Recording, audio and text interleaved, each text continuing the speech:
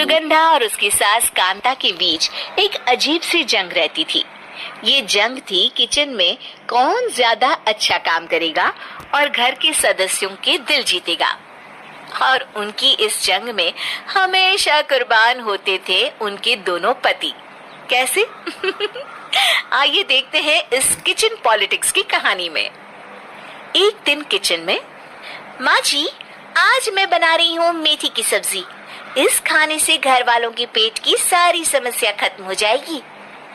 और मैं बना रही हूँ तड़के वाली छाछ, जिसे पीते ही गैस की समस्या कभी नहीं होगी। दोनों अपने अपने खाने को लेकर टेबल पर पहुँच जाती हैं। तभी सुगंधा के ससुर उसकी बनाई सब्जी की तारीफ कर देते हैं।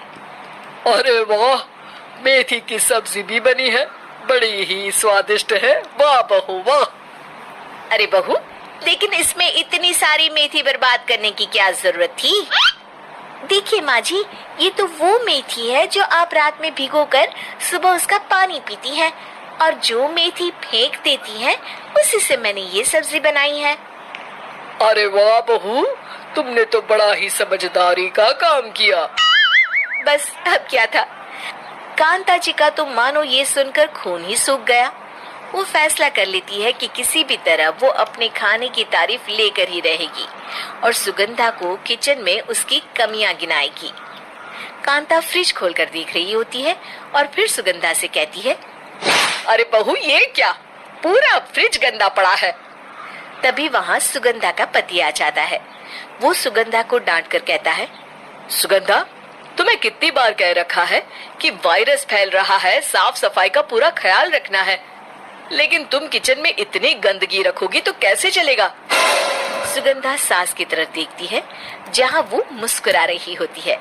सुगंधा समझ जाती है कि सास ने उससे बदला लेने के लिए ये सब किया है।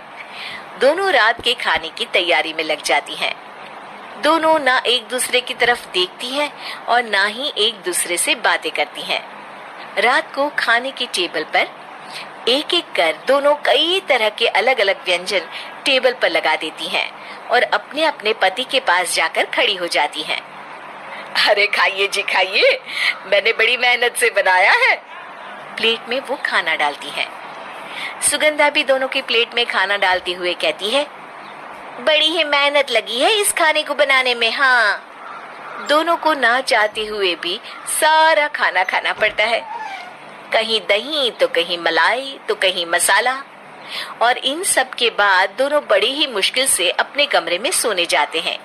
लेकिन अगली सुबह सुगंधा का पति चिल्ला रहा होता है, हाय रे, हाय मेरा तो पेट खराब हो गया, हाय माँ बहुत दर्द हो रहा है। तो वहीं कांता के कमरे से भी कुछ ऐसी ही आवाज आने लगती है।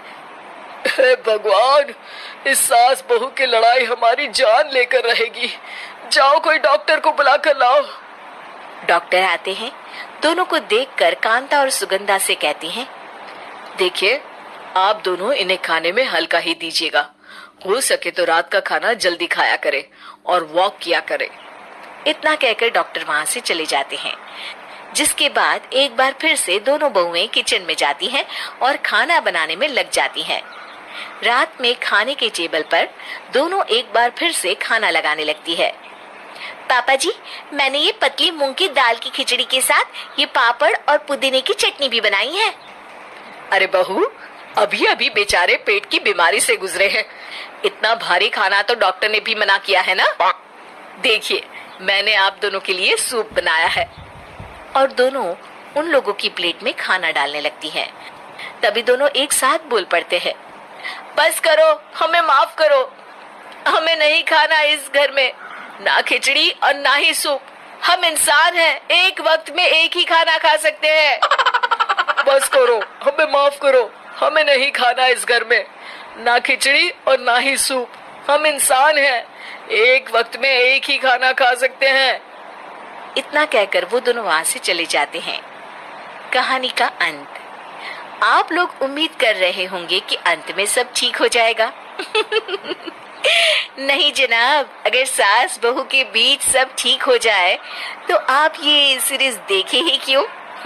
तो मजा लीजिए इस चैनल में सास बहू से जुड़ी कहानियों का, क्योंकि ये ऐसा रिश्ता है जिसकी मिठास उसकी खटास में हमें